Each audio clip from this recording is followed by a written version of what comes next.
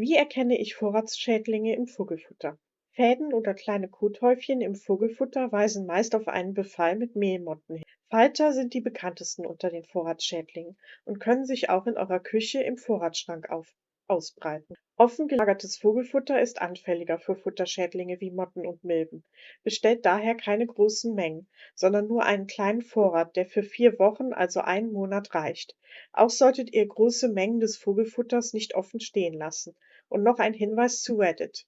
Als ich nach Fotos für dieses Video online gesucht habe, weil ich hatte zum Glück noch keinen Fall, weder beim Vogelfutter noch in meinem Küchenschrank, fand ich dieses Bild mit einem deutlichen Mottenbefall. Ich hoffe, die meisten von euch werden einen so starken Mottenbefall nicht kennen. Schlimmer als das eklige Bild war jedoch der eine Tipp eines Reddit-Users, der behauptete, man könne das Vogelfutter trotzdem an die Voliere-Vögel verfüttern, weil Vögel ja Motten fressen. Okay, es gibt sicherlich Wildvögel, die Futterschädlinge wie Motten und ihre Larven fressen. Aber erstens kann man das nicht einfach so verallgemeinern, denn Wellensittiche sind zum Beispiel Körnerfresser und weder Mehlmotten noch deren Larven fressen. Und zweitens hinterlassen Motten und ihre Larven auch ihren Kot im Vogelfutter und sorgen damit schon allein für Hygieneprobleme und gesundheitliche Bedenken. Also schmeißt befallenes Vogelfutter bitte immer komplett weg. Das Einzige, was vielleicht helfen könnte, wäre das Vogelfutter einzufrieren, denn Kälte tötet die Motten und ihre Larven. Allerdings werden die Futterschädlinge schon am Körnerfutter genascht haben. Das heißt dann, die Körnchen sind sowieso für die Vögel nicht mehr verwertbar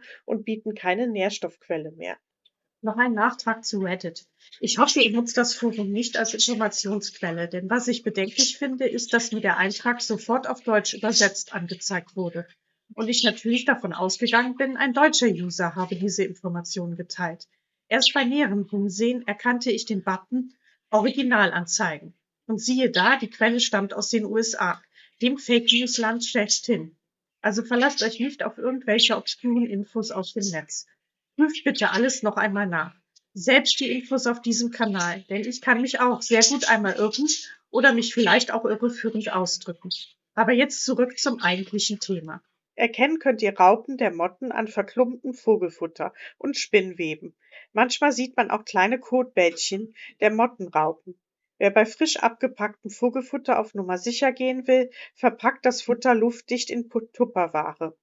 Frische Kolbenhirse wie die halbreifen Hirsesorten vom Hirseparadies friere ich portionsweise in Gefrierbeuteln ein und taue eine Portion bei Bedarf auf.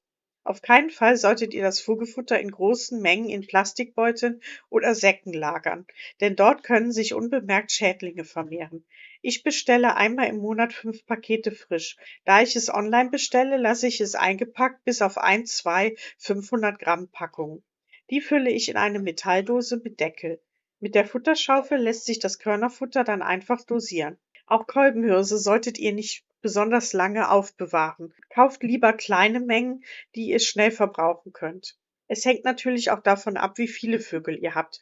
Ich mit meinem großen Schwarm von 10 Vögeln verbrauche natürlich mehr, als wenn ihr nur ein Pärchen habt. Häufig gelangen Futterschädlinge durch neues Futter in den Vorratsschrank.